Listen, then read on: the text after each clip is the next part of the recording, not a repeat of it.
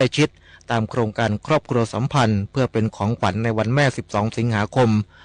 2568เปิดโอกาสให้ญาติได้เข้าเยี่ยมผู้ต้องขังภายในเรือนจำเป็นการสร้างบรรยากาศภายในเรือนจำที่เอื้อต่อความสุขและการปรับเปลี่ยนพฤติกรรมโดยการสร้างแรงบันดาลใจลดระดับความวิตกกังวลและเป็นการสร้างสัมพันธ์อันดีระหว่างญาติและผู้ต้องขังแก้ไขปัญหาครอบครัวให้แก่ผู้ต้องขังอย่างทั่วถึงเท่าเทียมตลอดจนเป็นการสร้างขวัญกำลังใจ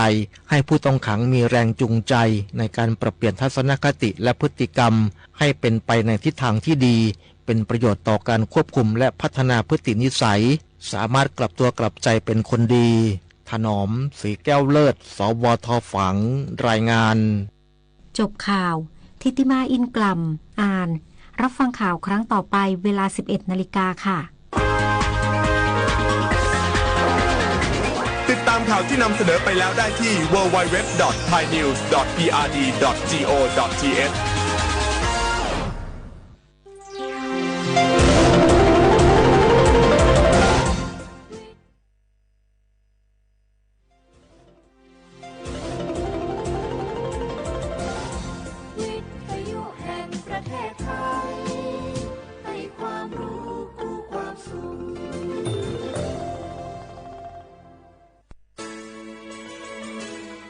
สถานีวิทยุกระจายเสียงแห่งประเทศไทยจังหวัดเชียงใหม่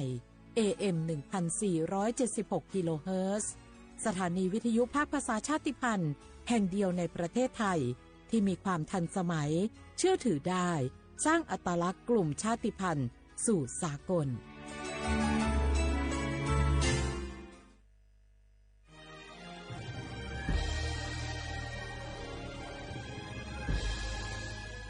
เกิดเป็นคนไทยเติบโตบนผืนแผ่นดินไทยจงภูมิใจในความเป็นไทยชาติไทยเรานั้นนับเป็นชาติที่มีความเป็นมาเก่าแก่ยาวนานเรามีภาษาวัฒนธรรมและมีสิ่งต่างๆที่เป็นเอกลักษณ์ให้เราได้ภาคภูมิใจในความเป็นคนไทยเราควรเห็นคุณค่าและมีความรักชาติหวงแหนแผ่นดินอันเป็นมรดกของบรรพชน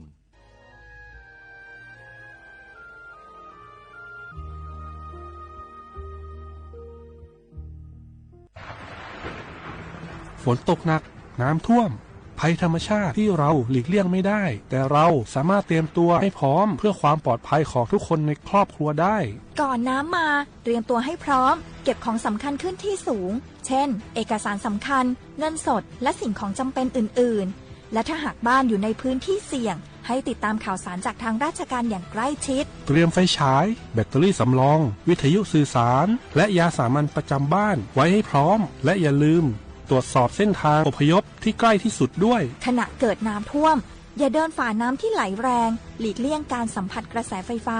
และหากต้องอพยพให้ปฏิบัติตามคำแนะนำของเจ้าหน้าที่อย่างเคร่งครัดเมื่อภัยผ่านพ้นตรวจสอบความเสียหายของบ้านและทำความสะอาดเพื่อป้องกันโรคที่มากับน้ำท่วมเตรียมตัวให้พร้อมก่อนภัยมาถึงเราจึงจะปลอดภัยด้วยความปรารถนาดีจากสำนักงานประชาสัมพันธ์ที่3กรมประชาสัมพันธ์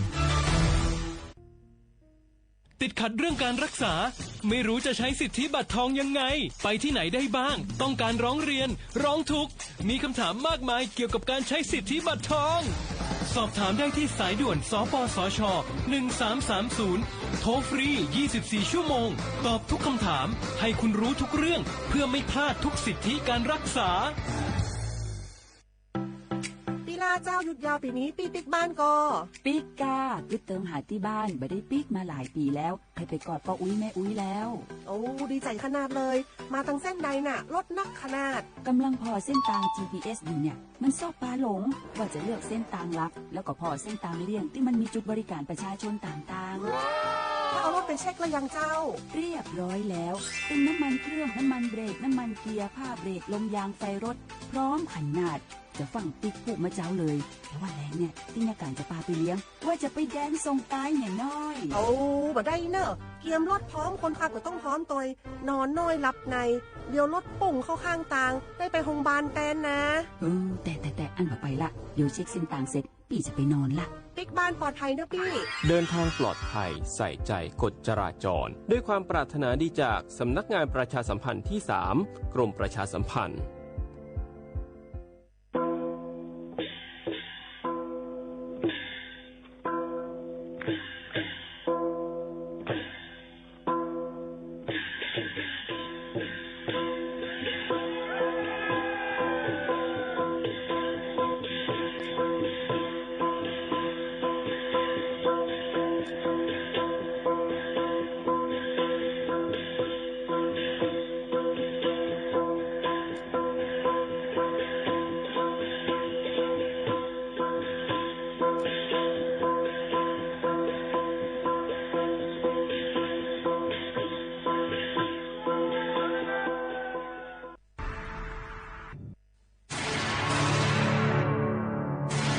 ตรงวงก้นเฮาเตลอดเพเมื่อนานลูกหลานเตขึ้นใหญ่มีลองอุ่นเจอไล่ลูกหลานปอกขึ้นมาผมให้กังปันลูกหลานเฮาเศร้าอย่างใจหักเพอย่าเมากำผมมือกันเป็นแห้งอ่อนให้กังเทอันให้ลงอย่าเมากำโดยตรงวงก้นเฮาหากูก็ตรงวงก้นลอดเพ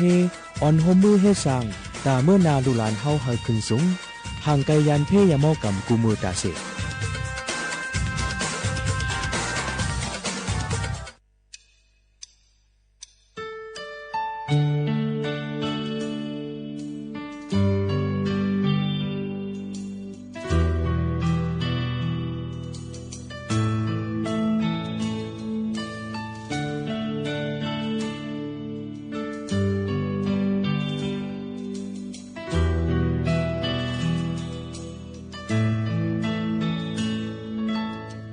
lấy an po mẹ má có hương dâu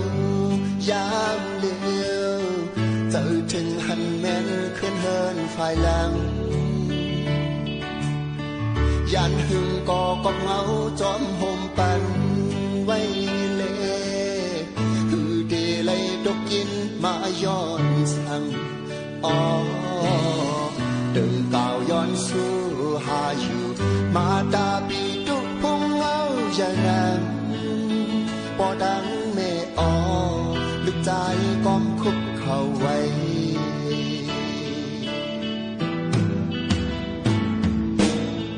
การนำบุญพรมีไว้อยู่เล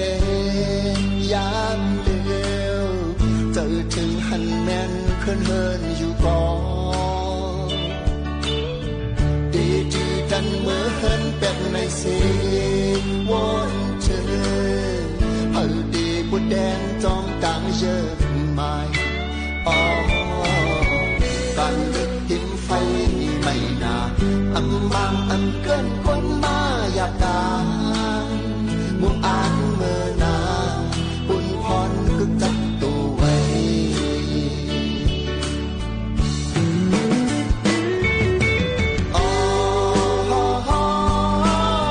เฮาบ่เลยเมกะจินเฮาเลยไกลรถลองยังเพเข็นลูกสายหอมมือคุกไว้ดิพระเจ้าสีใจเย็นฝันหันพ่อแม่มานั่งจำเสียดังลาเฮาหมอทุกแม่นหินห้องจำเฮาหมออิงปุญพระเจ้าสิเลตราเจ้าสังฆาเลขวานักดองเอาปล่อยตกความปอนสอนมาดาบีลุกพุ่งเอาอย่านั้นบ่ดังเนลูกใจความคุกเข้าไว้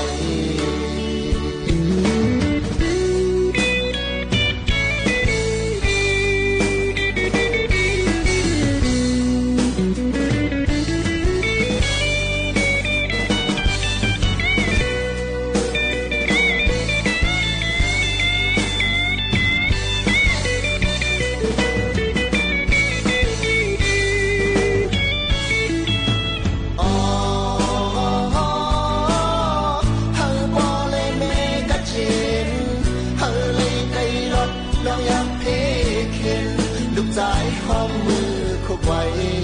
ติพระเจ้าสีได้เจ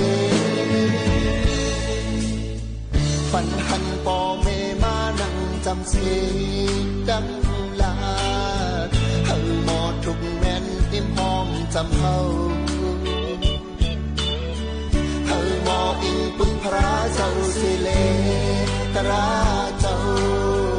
สังฆาเลขวานักดองเอา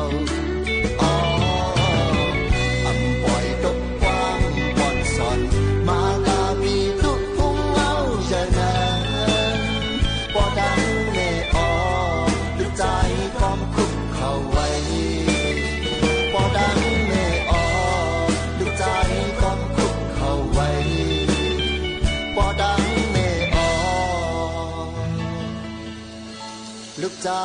ก็คุกเข่าไว้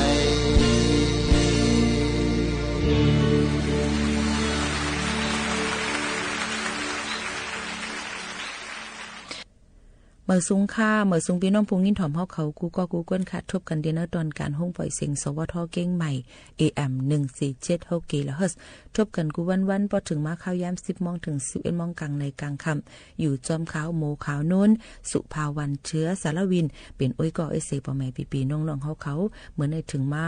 วันแม่จึงไทยวันอังคารที่12เดือนธันวาคม2แห่งปลาย25เป็นเดือนเกาลวง3ค่ำฮอดถึงมาเป็นวันลือการเดียวก็เป็นวันแม่ในเส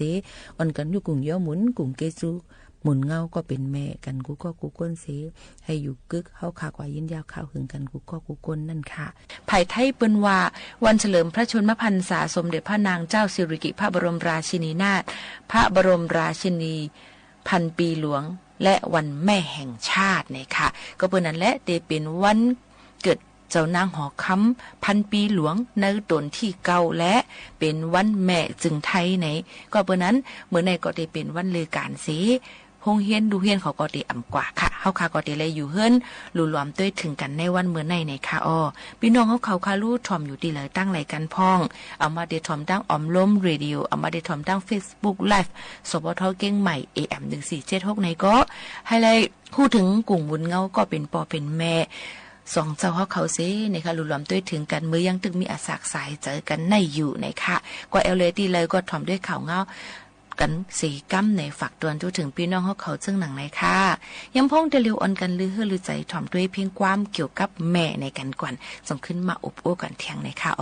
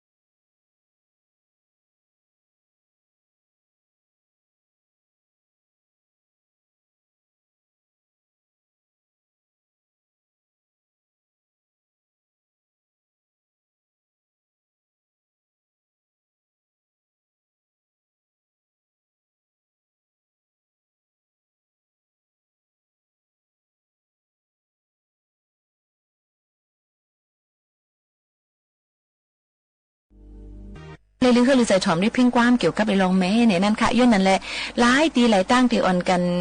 คุบคนคุบเจอถึงวันแม่นะคะก้อยกาก็ถามว่าวันแม่ในมีวันเดียวก็หามเจอมีกูวันตอนดามแม่ก็เบอร์แม่ในหักลูกหักล่างกูก่อในนั่นค่ะเยาก็เอามุงมองอีสังเนื้อลูกล่างหรือสิว่าลูกล่างเป็นก้นกัดแขนลักแหลมไปหางปีตูในนั่นค่ะมออยู่มอกินเป็นก้นลีในก็เมก็เป็นป้อเจอก้อยกาว่าสังว่าลูกล่างใครตบกลุ่มคุณหมุนเงาแทงเจ้านั่นก็มันอยู่ดีเฮาขาดถูกเลยคืนปองให้สร้างรูรอมได้ถึงเขาเจ้าเยาไหนค่ะอ๋อสืบหรือให้ลือใจกันแทงกันค่ะ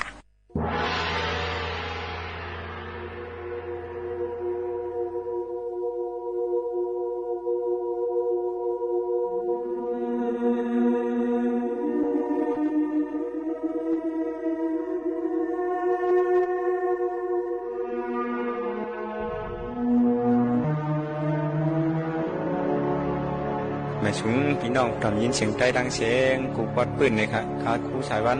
เมื่อได้ก็ขึ้นฮอดมาเป็นวันเมว่าจังไหนเสียวแหละขาวคุกจะได้ไกลใจถึงก่อนเป็นเมเจ้าเกจูเสียวกาเอกปารังเมเจ้ากูตี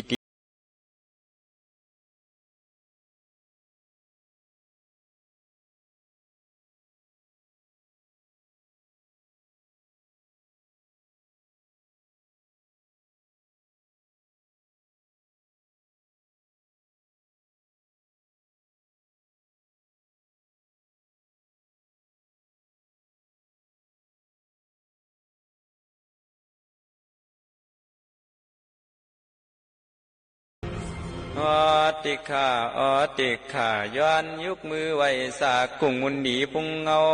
มาตาปีตุอูออกปอลอเมเฮาสอนอ่อนกันเฮ็ดมาหลายขาหลายเปลือง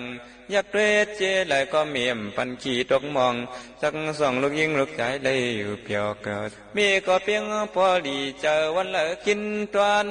มีผมเป็นกินยามนอนไม่ใจจำลูกยิงลูกใจกูตีกูเตียงวันเมืองปีไก่ก็เยี่ยวปีฮีเมียนวังในประวัติใส่ซัดใส่ลูกยาวทีแค่มาลูกสิเป็นสังกามีก็ยังหักยังหลุลำเปียงซิมตัวรู้ว่าอันวังก็กากินเหล้าวังก็กาสูยาวังก็กาต่อวังก็กาล่วงวังจ้าก็กาลักว่าเป็นผู้หลักก้นจวนผู้ไหลมาเนว่าใจเก่าในพิษเย้าเมียยังบ่าพิษเมียที่ว่าใจไอ้กวนดีเมียมีสุขมีสิวเจอปั่นลูกยิงลูกใจให้พ่อเลยอยู่เพียวมีในหักเขาเย้าเสียข่าวังปอกนายมีเฮือหนามีความเย็นขำกันทำไข่ปันลูกหูในกลางเจอมีวังปอกม้าก็มีก็ทุกข้ากินเชี่ยเก้ากับคือตั้งหรือกินตอนวังปอกยามกินยามนอนพวกคำหนูยิงลูกใจไปรับเย้าเสียข่ามีตั้งมอยรับตาวังพวกวางไหลเย้ากินข้าวกินพักแล้วสังด้วยรู้มีในขามเอาเป็นป่าในปันก่อนเป็นลูกใจลูกยิงอ่อนกินเสียวแหละกินกึศกลางกึศลูกเมฆก็มาจุกมาเลียมวางปอกจำขึ้นลุกขึ้นถามว่ามีซ้ำที่ได้กินเช่นนั้นล่ะมีเจ้าก็ตอบมาว่ากินล่ะลูกกินเนื้อมันเฮปีกินเนื้อเทียนหวานขึ้นโฮปามีก็เลี้ยมกินนี่ก็ว่ามีฮักลูกหนาวหรือเปียงมีฮอดบอกจึงว่ากินล่ะมันหวานเนื้อมันลูกมีใครกินกังมีใครกินดูตีเต้เมียวดูเฮาฮัดกินบางพวกนักนกดินนกซ้ายปันลูกยิงลูกใจกินบางพวกนกดินมีก็เก็บกินเก็บเน่บางพวกตั้งทุกข้าในเดี๋ยวมันเมียกูเจ้าคาเตบวกปากแรงกาปันกวนเจี๊ยถามพี่น้องไตที่ไหนผู้กวนถามเฮาคาตางน้ำเย้า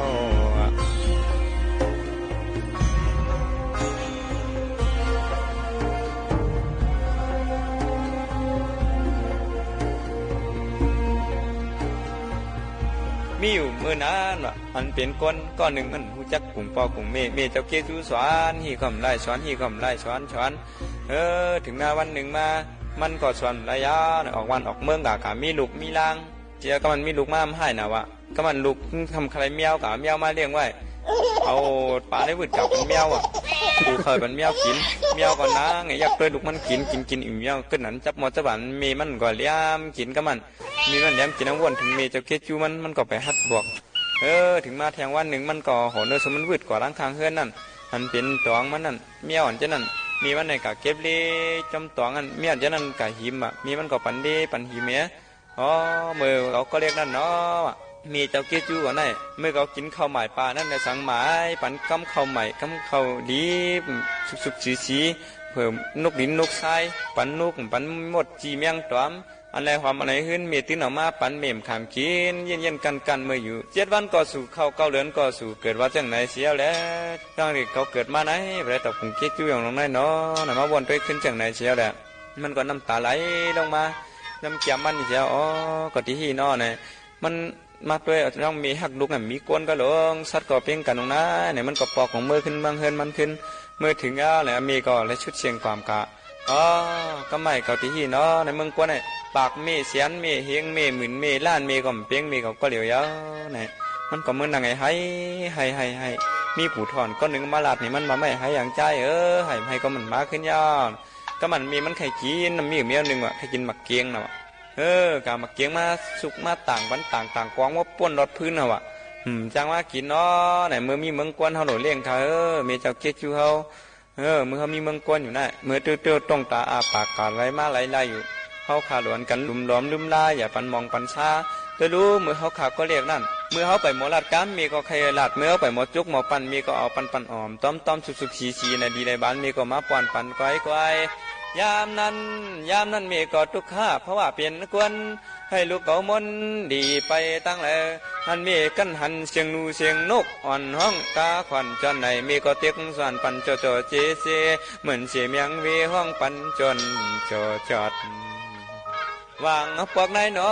มีเจ้าซ้อเล่าโคเก่ามีเจ้าอำต้นไล่ปินมีเจ้าคำกินเสียนเข้ากับเกิดดังเหลือกินตอนยามในมีเจ้าอ่อมไผ่นั่นตั้งตุกข้าเลือดไม่กาเป็นพื้นเป็นไผ่ส่วนใส่เท่าแต่อ่ำหูคุกจะเลยว่าใครกินนมเย้าใครกินข้าวใครเละใครเล้าใครไรใครกินอันไรก็ห้องให้เป็นตั้งไม่ปลอมีนำขึ้นเพราะว่าใจได้ยิงอย่าปันได้ตกเลือนใครย้อนเจสั่งหัวใจสู่พี่น้องเธอเจอไตกูเหมียวตีกูเหมียวผู้คนทำเฮาข้าเพียงกันเยาในกำไม้ขาวทีหวยวันโกสูอันเป็นเมียเจ้าคิดอยู่นางเสียงเมียตาทัดสินธรรมข้าเทส่งยินจูเมียตาอันกุงใหญ่กุงก็มีเจ้าทั้งสองที่ได้ลืมลาข้าเทส่งปันปากูเจ้ากัดเย็นเพ่งเพ่งกันที่ขานอยามสุปานให้มีเจ้าเกจูไลมีเสดังกัดเย็นใจดีอย่ามีเพมีเข็นให้มีเจ้าเกจูไลกัดเย็นดีกว่ามีอาศักยินยาวอยู่ในศาสนาข้าจอมเฮาลูกล้างต่อเต้าหอเทียดแย้มจากกาตั้งไข่นั่งเสียกำตาเอาข้าลูกหลังย้อนสู่อธิษฐาน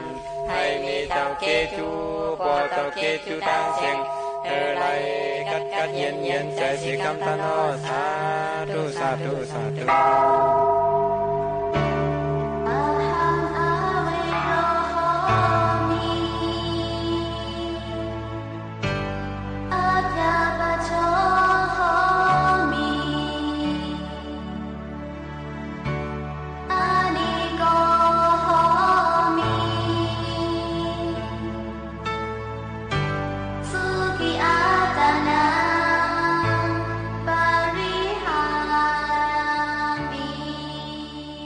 ส่งปัญญาตาพอมีเห็นพอมีชาวทั้งสองในกดีเย็นดี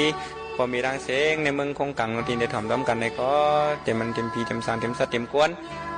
อะไรก็เย็นถึงเพียงกันในเขาก็มีเจนเสียแล้วมันในก็เป็นบ้านมีในดาคุกจะได้ใครจะถึงก่อนเป็นมีเจ้าเกจูเขาเสียแล้วทีในเรื่องดูล้อมลืมลาเกิดผันมันหยาบมาเอานาเคียงมีเอาเวทเสาเฮือนอยู่มาข้าวตั้งเก่าเหลือเนี่ยจะง่ายๆเนี่ยมีบางพวกมามีต้องเจ็บต้องแกนใครกินใครหนึ่งใครกากใครเฮ็ดก่อมไรเฮ็ดใครกินไรกินบางพวกโกลุกข้อโกลุกยอมโกลุกตรงบางพวกก็โกลุกอึบโกลุกอยากมีก็กั้นขาหาเฮ็ดมาปั่นปกเปี้ยนห่อบางพวกมีมไรเจียวบางพวกก็มีตุกคุกจะไล่อันเป็นลูกยิ่งลูกจ้าตั้งเสียงเอาจากไหนเสียดำเมื่อไหร่เขาที่ย้อนชื่อปันมีเจ้าเคจูมีจากไหนเสียอะไรมีเจ้าเคจูกูเจ้าปีความมีของข้าเจ้าที่อันที่มีอยู่ในเมืองกวนนี่ก็อะไรก็เย็นเพียงเพียงกันเจ้าวุ่นใหญ่คนน้อคำนั่งหอคำหอขาในก็อะไรก็เย็นเพียงเพียงกันเชกัมหอค่ะให้มีเจ้าเคจูได้อยู่ดีกินหวานก็เย็นเชื้อสามีมังกรจะเมียตาตั้งลงตั้งหลายผีหันผีเมียตาเนื้อเมฆะก้นหันก้นเมียตาเนื้อเมฆะสัตว์หันนี่ก็สัตว์มีเมียตากรุณาเนื้อเมฆะเสียแล้วใ ให้เมค่ะอยู่ดีกินวันแก่นเชื้อสาอีกป้าเมเจ้ากูเจ้าย่านเป็นเมก้นปอก้นอยู่ในเมืองก้นไหนนี่ก็เฮอไรกัดเหียนเพ่งเป้งกันอาสักยินยาเพ่งเป้งกันเสียคำเขา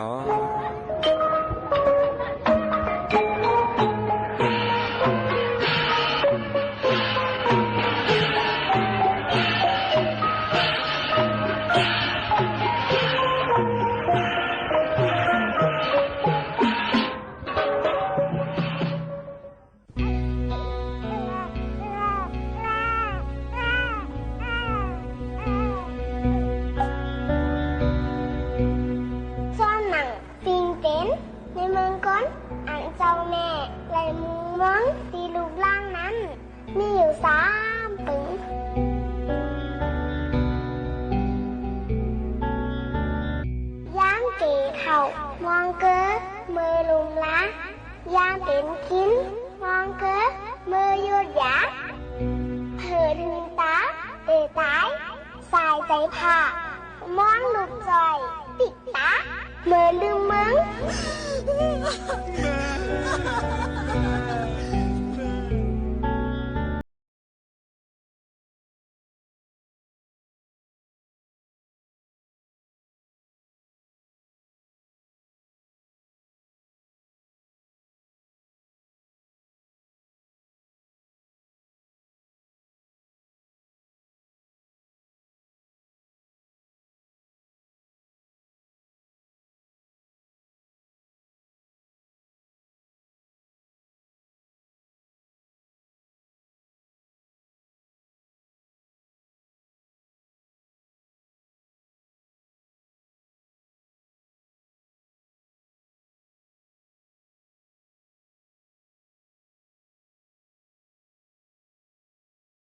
วงหนึ่งอันใน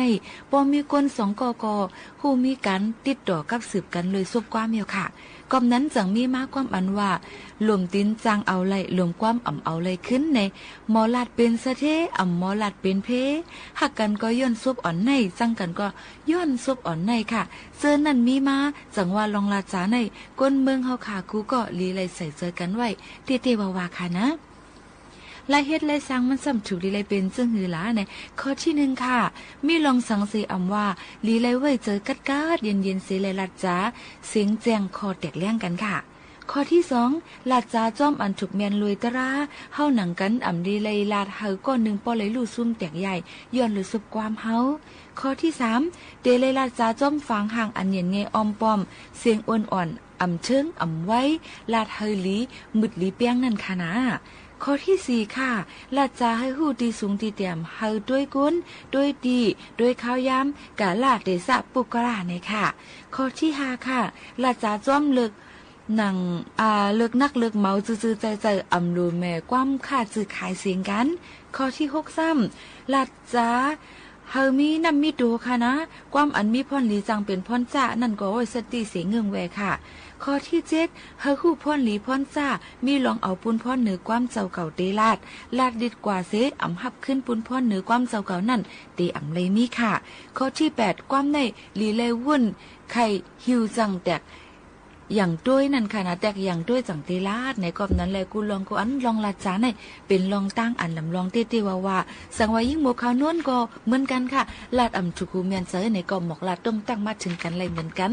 มันเตเลยมีลองตั้งตุ้มยอนเสียมก้าเตเลยมาถ้าสร้างมนแม่ดูเจ้าเก่าหนังหื้อบ่ได้ถูกเจอบ่แม่พี่น้องผู้ถอมเขากูก็กูก้นกุ้ยกะก้นก็เลี้ยวซ้ำที่ให้ถูกเจอตั้งมุดตั้งเสียงจ่องได้เป็นไรค่ะหื้ออ้วนเอาหั่งเผยหั่งวันในค่ะเนาะอ๋อค่ะลือเฮือลือเสกันเชียงจูแก็บกำก่อนค่ะ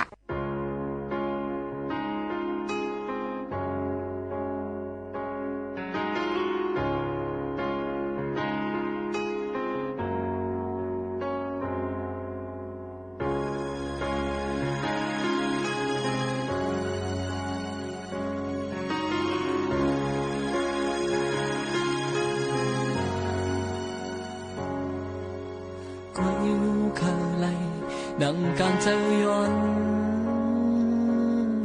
暗好辣話現中射波ก็อย่ามาจังหูว่าพ่อแม่ไหนอำง่ายตาเลี้ยงลูกล้างตั้งเสียงใน ยามเมื่อลูกพาออกยานที่เฮินมาเยื่นกันเหมือนอับมีลองไม่เจอไหวหน้าเมื่อตั้งหลังน้ำตาย้อยหยอดตกลงมาอืดเยือนจะไว้เนื้ออกเนื้อใจเขาข้างเหมือนมือก็เล่นจงมือปอตั้งแม่เสอำหูล่องเลิดลองไม่สั่งกลางวันจางคืนมือไหลถึงเธอย้อนคืนไว้ก่อนเคยยามเสผมเงาพ่อแม่เลอเสไม่ใจคือทางเหตุจอยสั่งยิ้มจงพอตั้งแม่ลุกลามากูหลอกดาหน้าเฮินเอาหังไหลเหมือนเปิดตาลุกลาบอไหลดังมอจอมเธอปันตาลูกหลังกูเมื่อลูกอันพ่อแม่ไม่เจอเมื่อนั้นก็ยังหมดเยาว์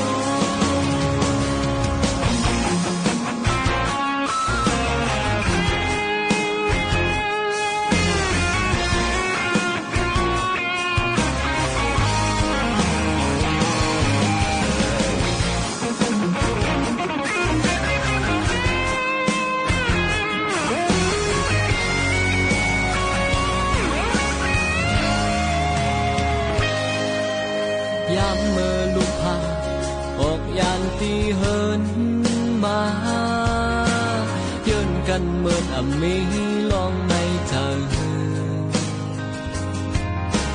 ไหวหน้าเมื่อตั้งหลัง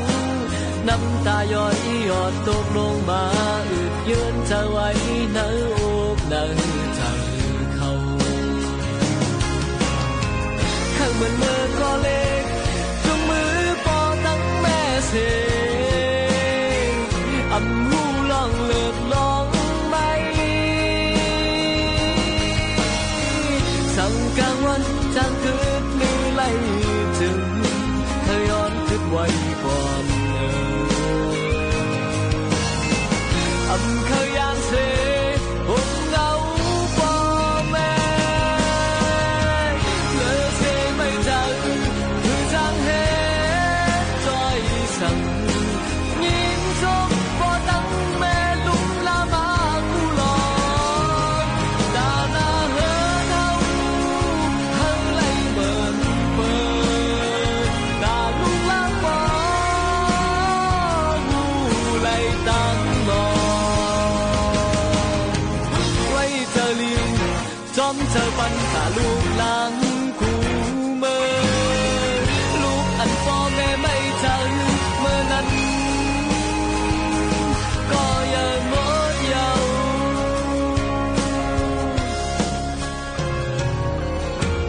ยินชมขอบเจ้าดังถึงปอตังแม่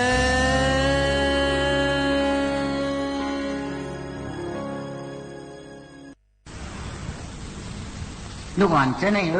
สูตีใหญ่มากเปลี่ยนปอก้นแม่ก้นเมื่อหนังป้นหลงเขาเจ้าเชื่อนเฮาหันกันอยู่วันเมื่อไหนอยู่ถูกเรียนนี่ลองตั้งหู้ตั้งหันจะเมื่อเฮาเรียกไหนเอาอย่าไปอ้างอ้านพูดเอาเขานำคำเงินโคเลี้ยงอันปู่เฮานายเฮาก็เฮามีเฮาหาไว้ปันเจ้านั่นหลายๆก้อยเงินคำแสงยรนามาวูกวายเหลือสองเพื่อนยี่ให้สวนหน้าแหละกาโลสักกูเปิงเจ้าไหนเหลือเจ้าไหนเปลี่ยนมิ้วอันจังกินมดสดเกียงจังลู่จังเหลียวร้อนยาวอันนำจังลู่จังเหลียวนี่เปลี่ยนปิงยาอันพอเขามีเขาเจ้าสอนลิกจะมาเรียกต่อใหญ่มาในยาวปิงยาในกินมดสดเกียงอันจังเสียงจังยอม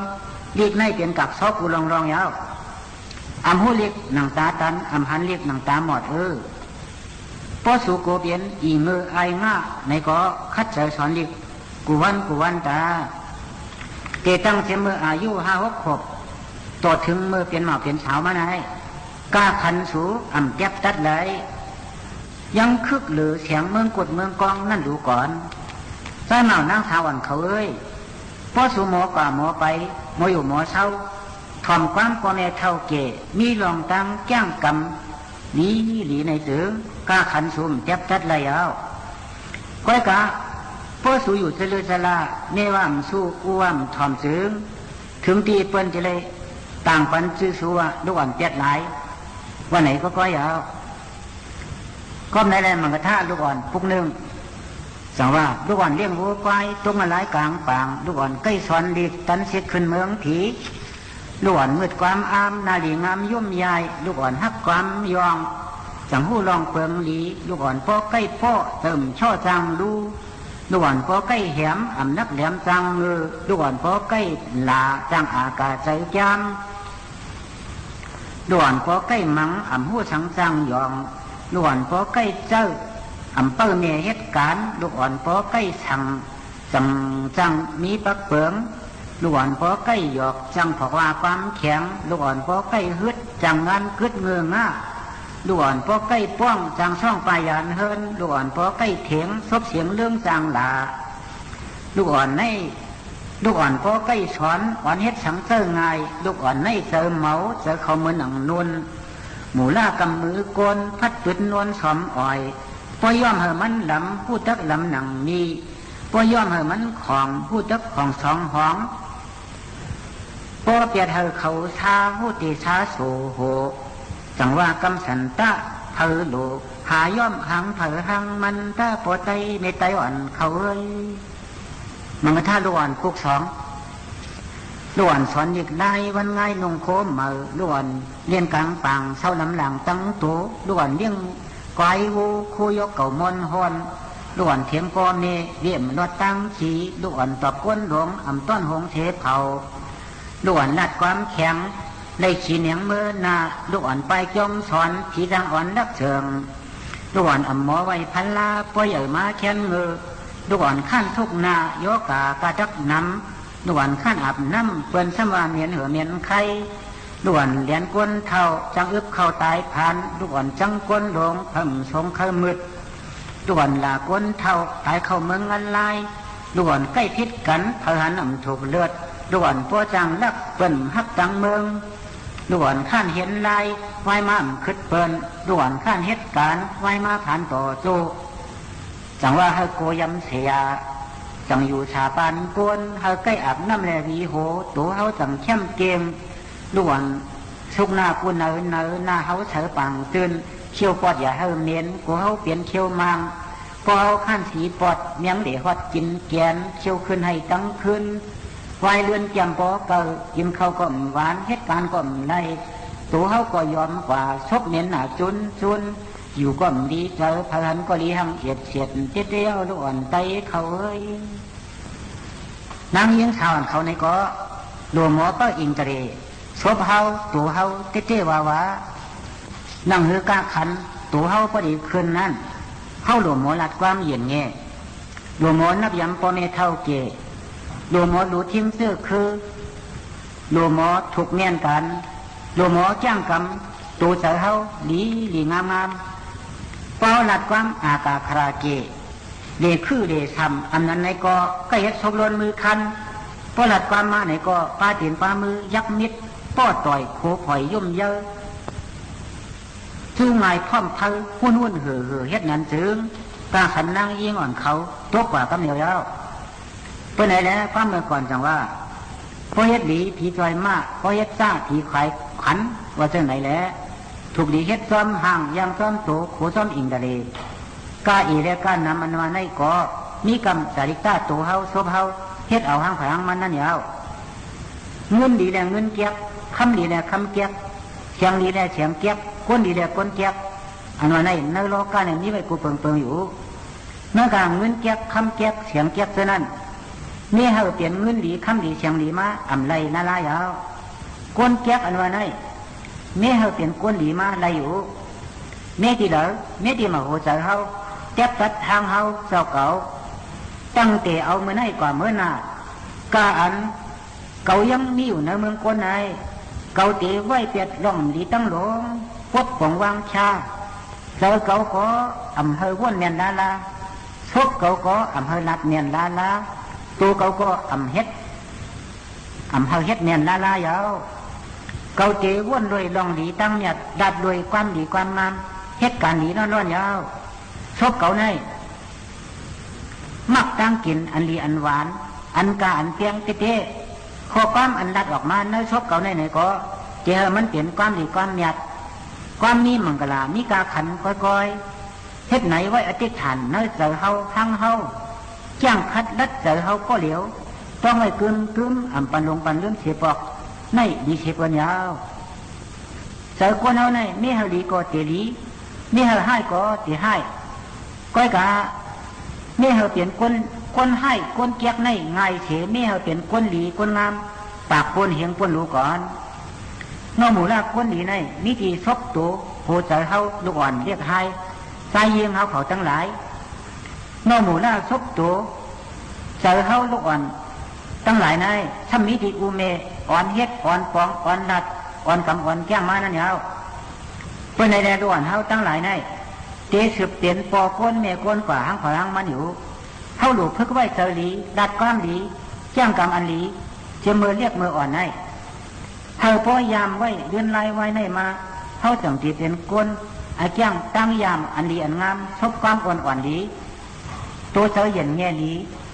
พร้อมพึกไว้เชื่อมือยังเรียกยังอ่อนอำหอนต้อนเปลี่ยนก้นเย็นเง่ใหญ่มาอย่าแค่นตีเรื่องเชิงฮัดจำความแข็งตาเหลียงฮึดท่าจ้าหลากินป้องช่องปิดถิบมอป้อหวานเฮ็ดไหนอันไหนเปิดห้องว่าก้นทานเตาตกเตี่ยมเจ๊ๆว่ายาวเมื่อไรก็เตียนนาเฮือนยุงอ่องยองขี้มองอยากผืดคันเจอตาเฉดอำคืดกับคืดปานนาลายาวนังหือเตียนนาเฮือนชายกว่าเมื่อหน้าปลายเลื่อนนั่นตื้นเฮาโหลอลางเฮาโหลมิดีอ่อนหายใจยิงกูก็โหลพึกไว้เมื่อไหนกำเหลวอย่าไปเฮาตกเรือนนาลา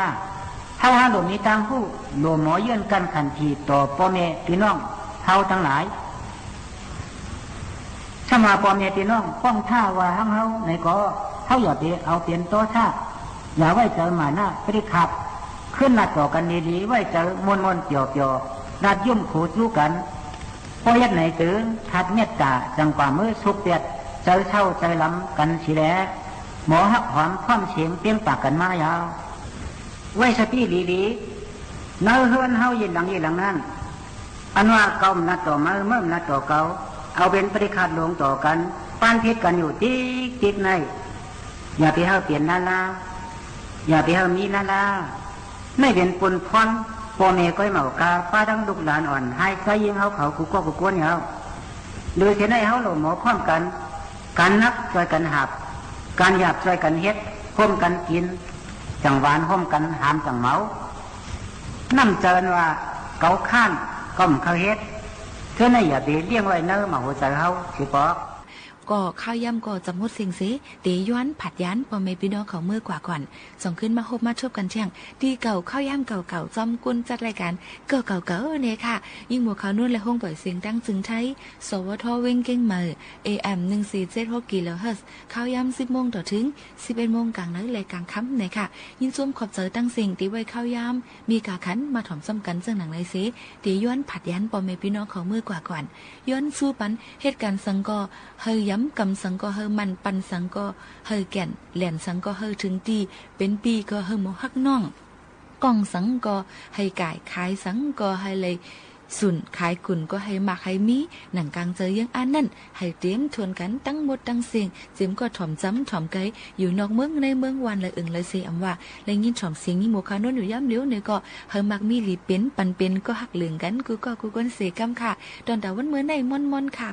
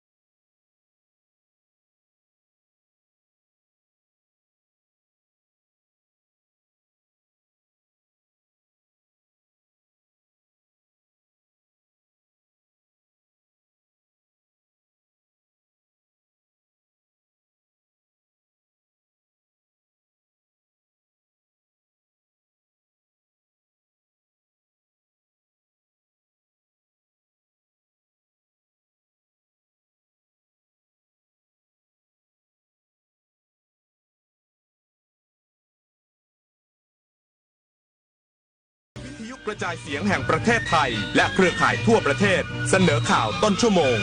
รู้เร็วรู้จริงเกาะติดทุกสถานการณ์